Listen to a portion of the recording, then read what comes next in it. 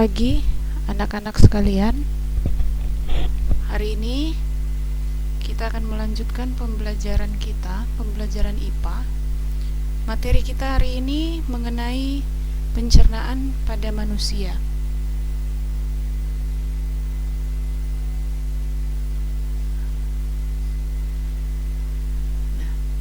Pada sistem pencernaan pada manusia, kita awali dengan mempelajari tentang nutrisi.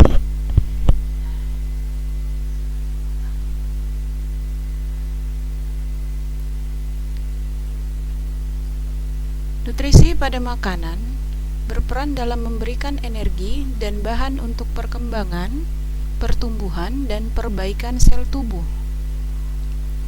Oleh karena itu, memilih makanan dengan kandungan nutrisi yang tepat sangat penting untuk kita ketahui.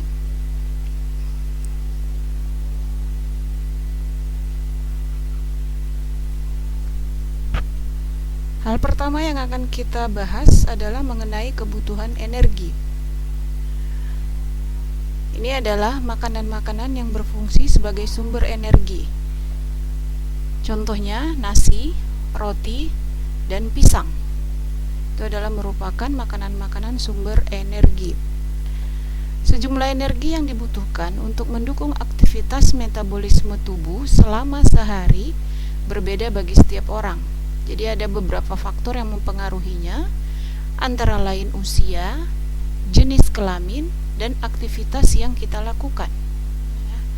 Jadi contohnya, kalau kita lebih banyak melakukan suatu aktivitas, maka nutrisi yang kita butuhkan akan semakin banyak.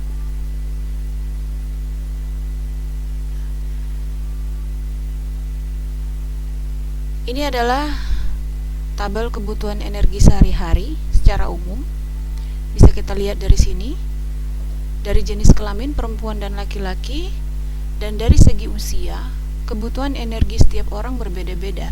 Ada kategori ringan, sedang, dan berat. Kamu bisa perhatikan perbedaannya pada tabel ini.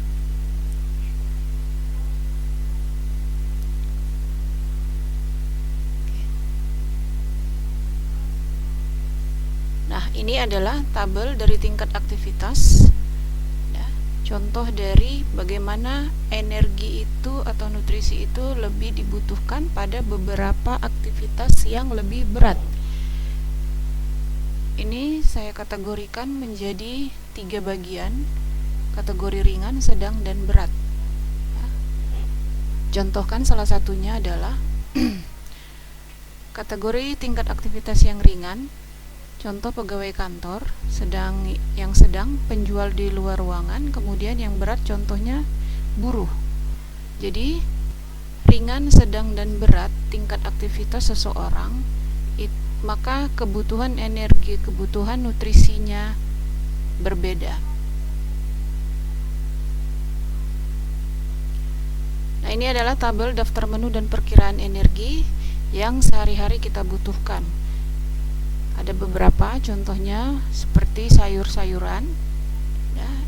Di sini tertera contoh menu, kemudian jumlahnya, dan jumlah energi yang dihasilkan.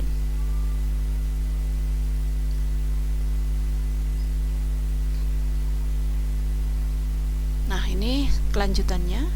Kalau tadi menunya sayur, ini ada beberapa menu tambahan seperti lauk pauk, buah, nasi, minuman, dan kue-kue. Jadi di sini tertera jumlah makanannya, kemudian jumlah energi yang dihasilkan dari makanan-makanan tersebut. Ini adalah contoh yang bisa kamu ambil untuk memenuhi kebutuhan nutrisimu sehari-hari. Nah, selanjutnya pembahasan kita mengenai jenis nutrisi. Ada beberapa jenis nutrisi. Yang pertama adalah karbohidrat. Karbohidrat adalah sumber utama energi bagi tubuh. Terdapat 3 jenis karbohidrat, yaitu gula, pati, dan serat. Gula disebut sebagai karbohidrat sederhana. Contoh makanannya seperti madu, susu, dan buah-buahan. Dua jenis karbohidrat lainnya yaitu pati dan serat disebut karbohidrat kompleks. Ditemukan pada umbi-umbian seperti kentang dan makanan yang terbuat dari biji-bijian. Sementara untuk serat itu ditemukan di dinding sel tumbuhan. Makanannya seperti saya contohkan sereal, kacang-kacangan, sayur, dan buah-buahan.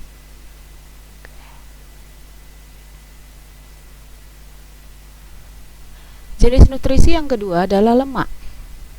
Lemak merupakan unit penyimpanan yang baik untuk energi. Kelebihan energi dari makanan yang kita makan itu akan diubah menjadi lemak dan disimpan untuk digunakan sewaktu-waktu jika diperlukan. Lemak terbagi atas lemak jenuh dan lemak tak jenuh. Lemak tak jenuh biasanya cair pada suhu kamar. Lemak jenuh biasanya padat pada suhu kamar. Kalau lemak tak jenuh biasanya itu ditemukan pada minyak nabati, pada biji-bijian. Sementara lemak jenuh biasanya itu ditemukan pada daging, susu, keju, minyak kelapa ataupun minyak kelapa sawit. Dan perlu diingatkan bahwa lemak jenuh ini yang sedikit berbahaya. Jika berlebih dapat meningkatkan kolesterol darah dan menyebabkan penyakit jantung dan stroke. Jadi harus dibatasi penggunaannya. Oke, jenis nutrisi yang ketiga yaitu protein. Protein dibutuhkan sebagai penghasil energi yang gunanya untuk pertumbuhan dan pergantian sel-sel tubuh yang rusak, pembuat enzim dan hormon, serta sebagai pembentuk antibodi atau sistem kekebalan tubuh. Protein merupakan molekul besar yang terdiri atas sejumlah asam amino. Protein yang didapatkan bisa berasal dari hewan dan tumbuh-tumbuhan. Jadi kalau protein dari hewan itu namanya protein hewani, sementara yang dari tumbuhan namanya protein nabati. Contoh dari protein hewani adalah ikan, telur, susu, dan keju. Sementara contoh dari protein nabati seperti kedelai, kacang hijau, dan jenis kacang-kacang lainnya.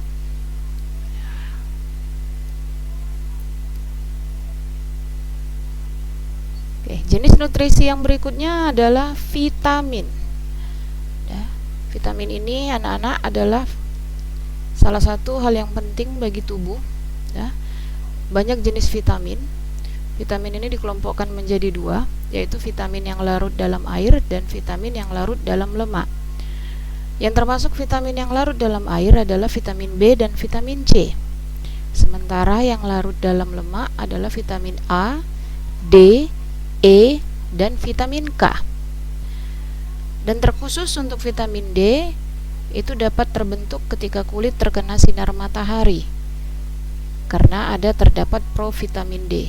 Makanya berjemur adalah salah satu hal yang penting untuk mendapatkan vitamin D bagi tubuh. Jadi vitamin juga fungsinya untuk mencegah berbagai penyakit ya. Jadi sangat dibutuhkan untuk tubuh. Jenis nutrisi yang berikutnya adalah mineral. Tubuh memerlukan sekitar 14 jenis mineral, di antaranya kalsium, fosfor, kalium, natrium, besi, iodium, dan seng. Mineral merupakan nutrisi yang sedikit mengandung atom karbon. Satu jenis makanan yang kita konsumsi dapat mengandung lebih dari satu jenis zat gizi. Misalnya pada susu terdapat protein, lemak, dan juga mineral. Jadi susu salah satu jenis makanan yang mengandung mineral yang berupa kalsium.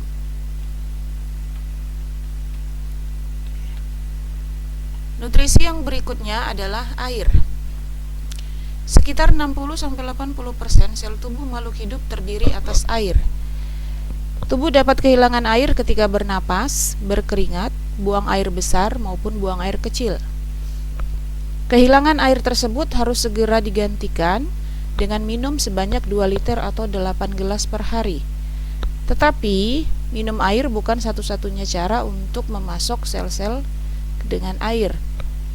Makanan juga yang mati, contohnya apel, itu juga bisa menggantikan air yang hilang dari tubuh. Kemudian contoh berikutnya, daging yang mengandung 66% air juga bisa menggantikan sel-sel air yang hilang di dalam tubuh. Ini adalah gambaran tubuh manusia. Persentasenya 72% terdiri dari air. Ini adalah bagian-bagiannya. Oke. Bagaimana paru-paru, kemudian darah, kulit, otot, otak, dan tulang mengandung banyak air. Oke, sampai di sini dulu pembahasan kita. Terima kasih.